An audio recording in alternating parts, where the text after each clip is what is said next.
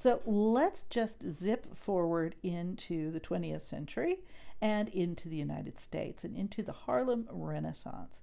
The Harlem Renaissance, if you don't know, was an amazing period in the traditionally African American neighborhood of Harlem in the north of New York City. At this time, it was an entertainment, music, cultural center, not just of New York City, but really of the entire United States. There was a great deal of wealth, there was a great deal of socialization there, and there was a wonderful photographer, James Van Der Zee, who had a studio portrait gallery and recorded the African Americans of the Harlem Renaissance. These were portraits of African Americans who were affluent, who were well dressed, who were cultured, and this was a very, very important sort of alternate depiction in a little bit different thread than what Frederick Douglass was trying to accomplish, but it's the same idea. Van Der Zee understood the incredible importance of how African Americans were seen, and that photography could be a very powerful, powerful tool. I think I especially love this absolutely delightful childhood portrait. So I want to move from the glories of the Harlem Renaissance. I want to zip forward a few decades to the 1960s in the United States. And of course, the 1960s were the height of the civil rights movement, a site of great unrest and activism and pressing for the rights of African Americans. In the midst of that, there was an amazing photographer whose ideas you've probably heard of, but you may not have ever heard his name. And I want to show you a few of his photographs because he seems to me to be a very important photographer in the territory of race and representation. This is a portrait by Kwame Brathwaite. Kwame Brathwaite really coined the catchphrase, "Black is beautiful." He created a number of fashion shoots and portrait shoots that went into magazines of a group of African American models, the Grandassa models, who were pictured with their native hair. It's hard to even fathom how important it was during that time period for an African American woman to appear in a beauty magazine or a major picture magazine with her hair unstraightened, uncrimped, absolutely natural. This was really, really edgy and groundbreaking and a very powerful force of representation. These women were dark-skinned and very, very natural looking, and they were on the cover of fashion magazines. I'll show you just a few more of these. These were fashion photographs, but also portraits in a certain use of the term. These were about these individual women and who they were and what they represented. And I have put a link to a longer article about Brathwaite and his projects. I hope you'll take a look at it. Very powerful stuff.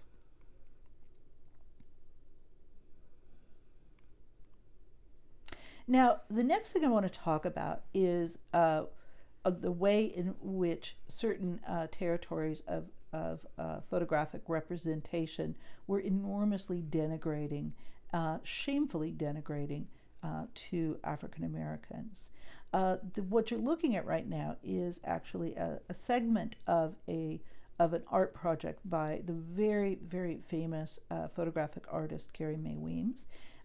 Please do go to her website and take a look at everything there if you can.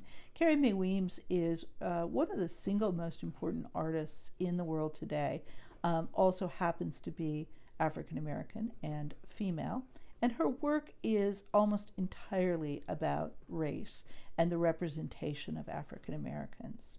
For this project, she actually went back to some historical photographs, which she was able to borrow from the Smithsonian where they reside. These photographs were part of a 19th century project by the scientist Louis Agassiz. A very shameful and cruel project where he took photographs of African Americans then enslaved, absolutely naked, and he hired a photographer to do this. And the point of the project was to use photography to prove that African Americans were closer to being animals than people, and therefore slavery was justified. Carrie Mae Weems used this in her very famous project from the 1990s, where she paired these photographs along with other historical photographs of African Americans with these words. You became a scientific profile, a Negroid type, an anthropological debate, and a photographic subject. Okay, well, let's move a little bit forward from there to Dawood Bey. Dawood Bey, who does enormously powerful projects about African Americans and representation, touching on the dark history, but I feel like his photos are also incredibly triumphant and incredibly focused on the power and the now.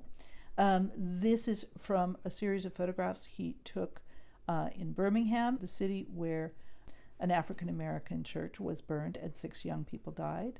He went to a couple of significant locations within Birmingham, and he paired people up. One of the people would be the same age as one of the children at the time that they died, and the other would be the age of that child if that child had lived. So these were not the actual relations of the subjects, but people who lived within the community who could have been those subjects. They're very powerful, very beautiful,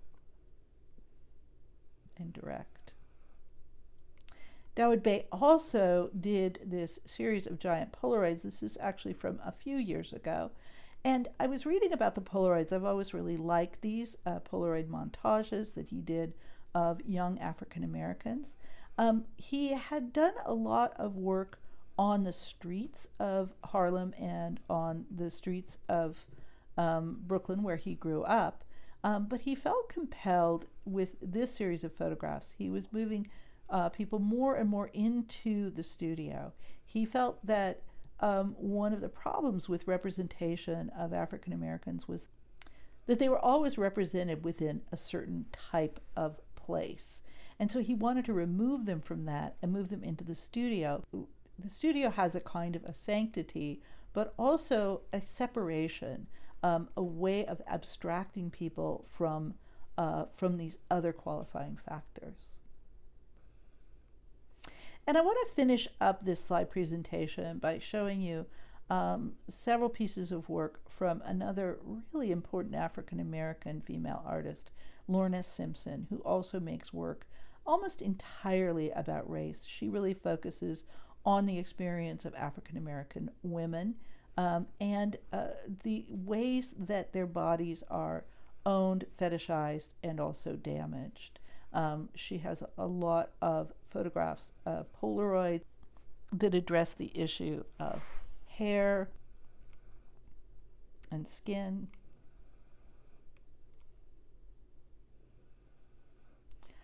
Much of her early work was photographs printed onto felt, felt being this kind of representation both of African American hair and also of skin and body.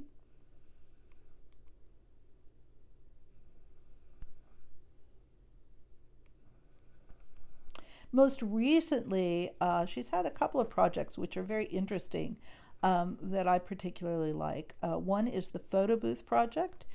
She came into possession of hundreds and hundreds of anonymous photo booths of African American men and women from the 1950s. And she was really struck by the way these people had become anonymous, the way that they were sort of vanishing into the past in terms of their importance. And so she framed them and put them into these wonderful, massive displays paired with these these black ink blots.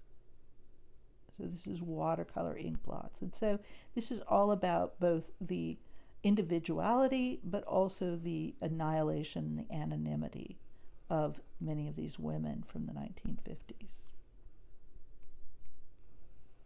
Most recently, she's doing a series of these amazing mixed media pieces about that are drawn from African American women in media, and really doing these kind of fantastic hair pieces. Again, referring back to this ongoing tender issue of African American women's hair. And that is it. So I've put links to a number of articles about African Americans, about racism and representation, and to some other areas of representation that you might be interested in. Please take a look, and we will have a discussion about that later this week.